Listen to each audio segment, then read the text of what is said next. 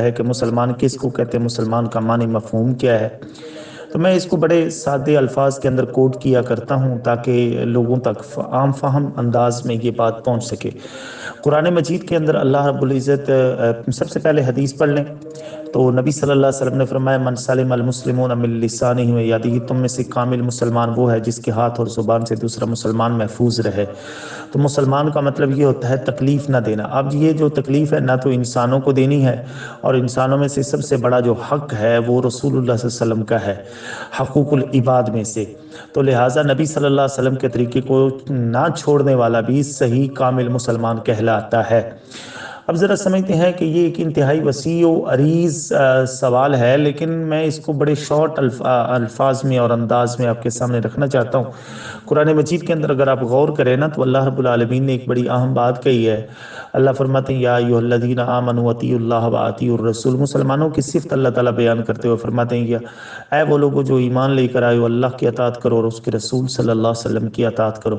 دوسرے مقام پر انہی الفاظ کے ساتھ بیان کرتے ہوئے فرمایا، مخاطب کرتے ہوئے فرمایا ہے وَلَا تُبْطِلُوا أَعْمَالَكُمْ، اور اپنے اعمال کو برباد نہ کرو. یعنی عمل کے لیے شرط ہے کہ رسول اللہ صلی اللہ علیہ وسلم کا طریقہ اپنایا جائے، تب وہ عمل اللہ کی بارگاہ میں قبول ہوتا ہے. اور جو مسلمان ہوتا ہے وہ رسول اللہ صلی اللہ علیہ وسلم کے طریقے کے علاوہ کسی اور طریقے کو پسند بھی نہیں کرتا.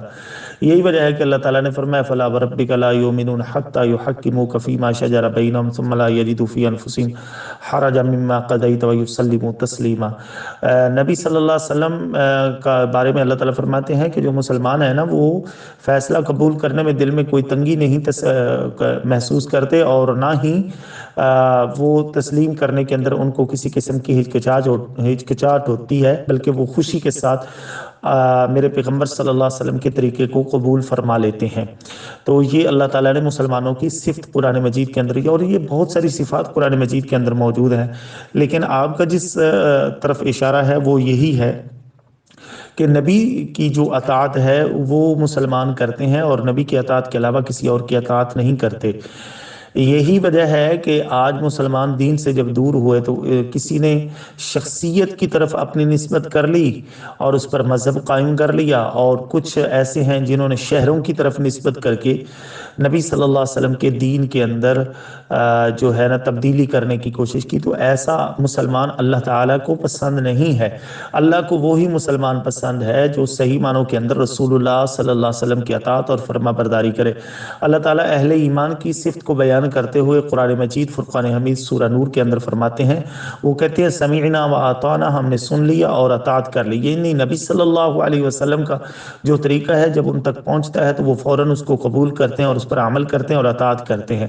اللہ کے محبوب پیغمبر صلی اللہ علیہ وسلم نے فرمایا ہے کہ میری مثال اس بندے کی سی ہے جس نے کوئی ایک دسترخوان لگایا اور لوگوں کو بلایا، اور جو لوگ دعوت پر آ گئے تو وہ تو انہوں نے کھانا چن لیا، کھانا کھا لیا، اور جنہوں نے جو نہیں آ سکے وہ کھانا نہیں کھا سکے. اللہ کے رسول فرماتے ہیں بالکل میری مثال اسی طرح ہے کہ میں نے لوگوں کو بلایا، اور جو بندہ میری دعوت پر لبیک کہتے ہوئے آ گیا تو اس نے تو گویا وہ جنت کا ٹکٹ جو ہے وہ حاصل کرنے کی کوشش کر لی اور جنت کی طرف گامزن ہو گیا. یہ معنی مفہوم کے لحاظ سے بات کو وضاحت کر رہا ہوں، صحیح بخاری کی حدیث ہے. اور جس نے میری دعوت پر لبیک نہیں کہا یقیناً وہ بندہ دور ہو گیا.